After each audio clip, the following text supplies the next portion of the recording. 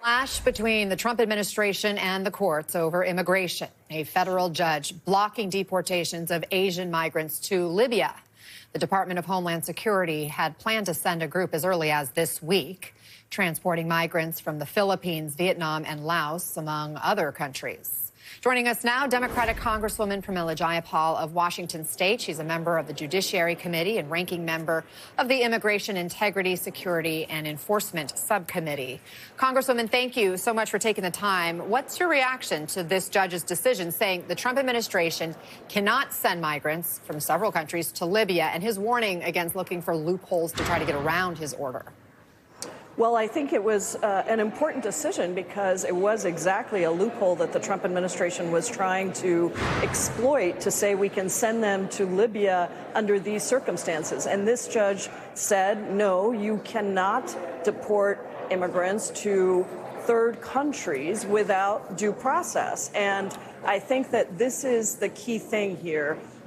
Libya in particular, if you think about this, we've obviously seen it with El Salvador and CICOT, a notoriously horrific prison in El Salvador where people were being sent illegally.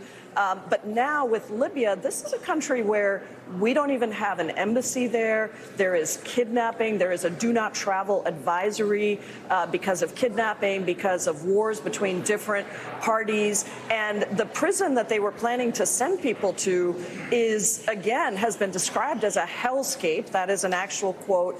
And there's rampant, widespread allegations of, or actually cases of sexual abuse of prisoners, both adult and children. And so I think this is a very clear sign, once again, to the Trump administration that you cannot deport people, whether it's to Libya, whether it's to El Salvador, without going through the process and making sure that people have due process. And that's what they're going to have to do. They can't just stick people on planes and find another terrible place to deport people to. There were developments in the case involving some of these migrants who were deported to El Salvador that you were just speaking of. We've heard that this administration, President Trump, other members of his administration, including Kristi Noem and the White House press secretary, talking about how El Salvador has control over whether those migrants could be returned because it's no longer in U.S. custody. They're not in U.S. custody. The president's own words, though, were referenced in court yesterday with Judge James Boasberg, pointing to his interview with ABC when he said that he could simply call El Salvador's president and order the return of Kilmar Abrego Garcia. Listen.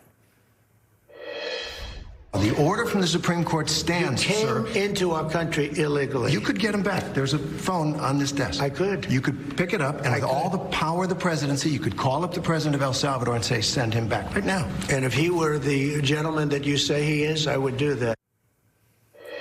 Could the president end up being his own worst enemy when it comes to this clash with the courts over immigration?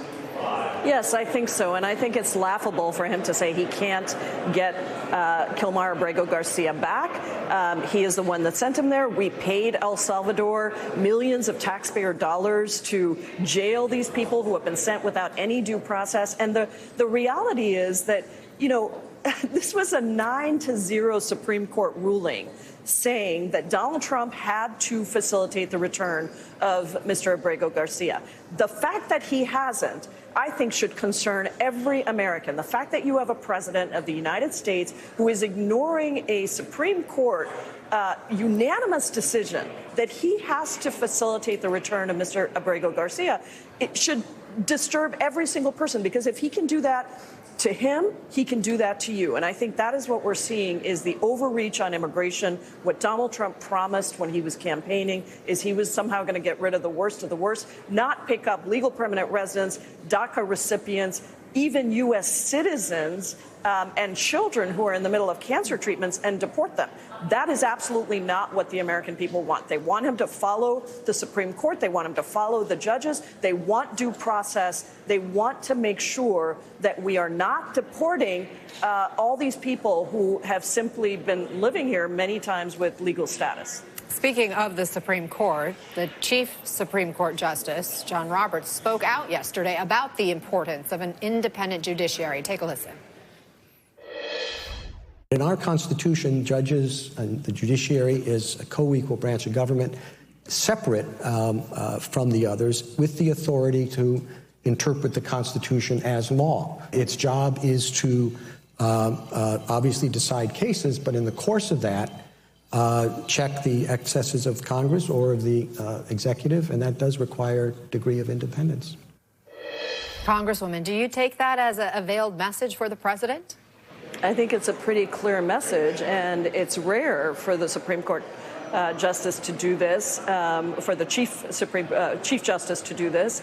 But he is clearly sending a message because of the threats that Donald Trump himself and his cabinet members have been sending out, right-wing conservatives who have been putting it out on Fox News, that you can just impeach a judge if you don't agree with the decision. That is not what impeachment is. There are very specific standards, obviously, for impeachment, but that is not one of them, just not agreeing. But that is what, Anna, you see with all of these immigration actions that the administration is taking. It comes down to, do you agree with him or not? That's why all these students are getting picked up, just because they don't agree with him. So it was very important what Chief Justice Roberts said.